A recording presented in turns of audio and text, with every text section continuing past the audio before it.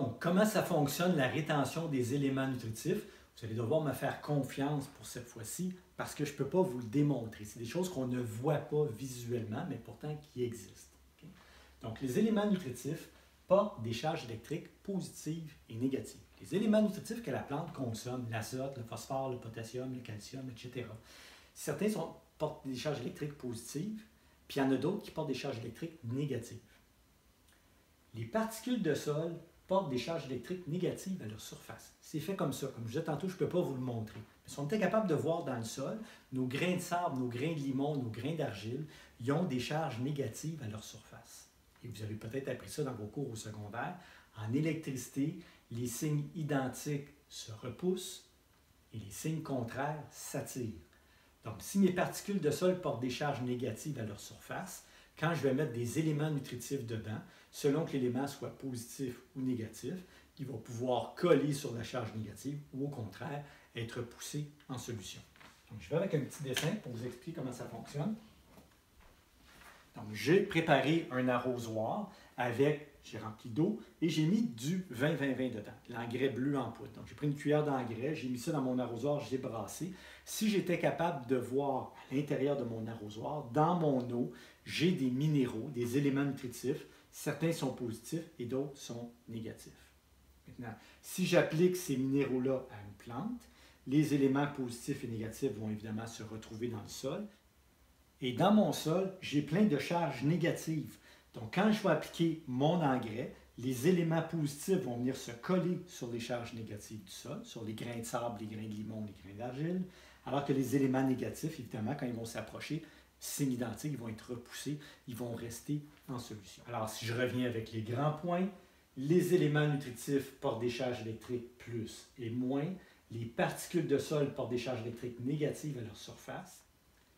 Les charges négatives du sol peuvent donc retenir les éléments nutritifs positifs. C'est comme ça que se fait la rétention d'éléments nutritifs dans le sol. C'est les charges négatives du sol qui vont coller les éléments nutritifs positifs sur eux et qui vont les garder en réserve pour les plantes éventuellement. Et évidemment, plus un sol va avoir de charges négatives, plus il est capable de retenir, plus il peut retenir d'éléments nutritifs positifs. Donc, les sols qui retiennent bien les éléments nutritifs, dans le fond, c'est parce qu'ils ont beaucoup de charges négatives. Ils sont capables de retenir, de coller des minéraux sur eux.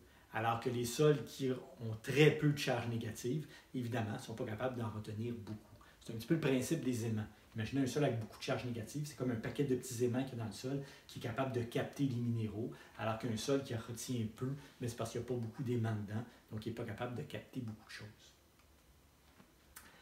En dessin, j'ai pris ça sur Internet, ce qu'on appelle le complexe argilo-humique. Je vais y revenir un petit peu plus tard quand on va parler de la structure du sol.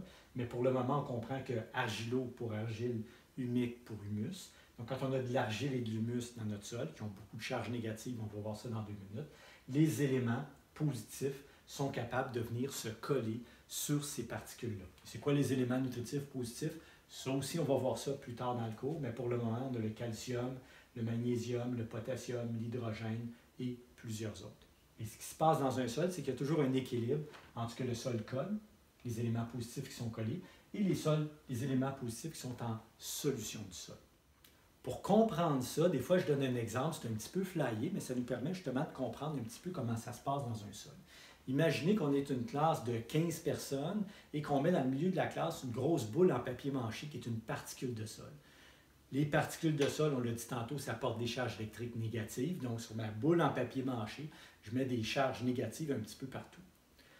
Les gars, on porte des t-shirts blancs avec un gros moins dessus. Nous, on est les éléments nutritifs négatifs.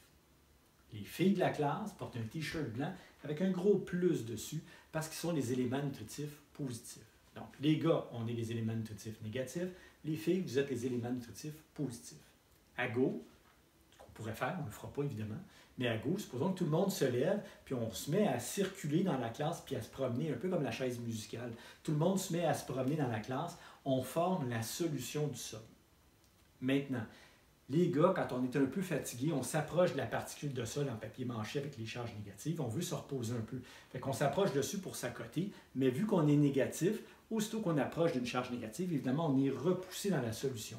Donc, nous, on n'a pas le choix, les gars. On tourne en rond tout le temps parce qu'on est les éléments nutritifs négatifs. On est repoussé dans la solution. On n'est pas retenu par le sol. Les filles, bien, vous avez le choix. Vous pouvez vous promener en rond, effectivement, mais de temps en temps, quand vous êtes fatigué avec votre charge positive, vous approchez de la charge négative, de la particule de sol, et vous êtes capable de vous coller dessus, de vous accoter un petit peu, puis de vous reposer. Et de temps en temps, ça se peut que vous décidez de retourner dans la solution et de vous promener avec les autres minéraux. Un peu comme les minéraux ici, on voit qu'il y a un échange entre la solution du sol, c'est tous des éléments positifs en passant qu'ils ont mis ici. On voit qu'il y a un échange entre ce qui est en solution et ce qui est retenu. Donc, il y a des éléments qui sont en solution qui vont venir se coller sur la charge négative. Il y a des éléments qui sont déjà collés sur ces charges négatives qui vont retourner en solution. Et il y a toujours un équilibre entre les deux. Donc, dans mon exemple de la boule en papier mâché, les gars, ils tournent en rond continuellement, alors que les filles, de temps en temps, vont se reposer sur une charge négative. De temps en temps, ils retournent en solution. C'est un petit peu comme ça que ça se passe, les minéraux dans le sol. Si on était capable de voir le comportement des minéraux, c'est un petit peu ce qu'on verrait. Les minéraux qui sont positifs peuvent être retenus. Les minéraux qui sont négatifs restent dans la solution. Maintenant, pourquoi les sols sableux retiennent peu les éléments nutritifs? Évidemment, parce qu'ils ont moins de charge négative. Moins un sol a de charge négative, moins il est capable de retenir de minéraux. Donc, les sols sableux retiennent moins les éléments nutritifs parce qu'ils ont moins de charge négative. Pourquoi ils ont moins de charge négative? Parce que c'est des particules plus grossières. Alors, si je compare le sable et l'argile, comme je le disais tantôt, le sable, j'ai des particules grossières avec quelques charges négatives disponibles pour capter des minéraux.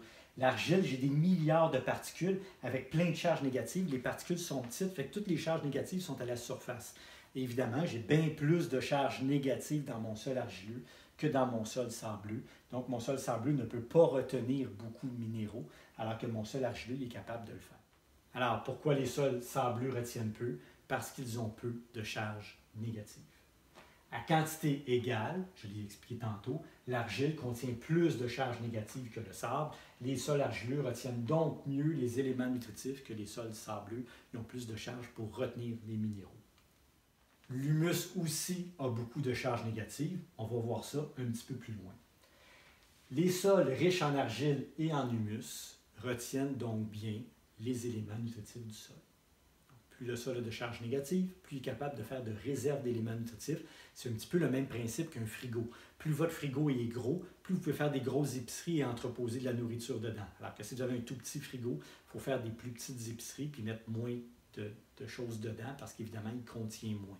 Donc, un sol argileux, on pourrait voir ça un peu comme un gros garde-manger ou un gros frigo, alors qu'un sol sableux, c'est comme un petit frigo.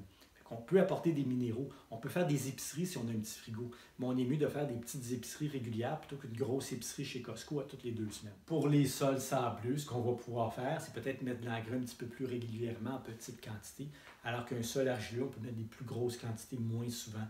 Il retient très bien.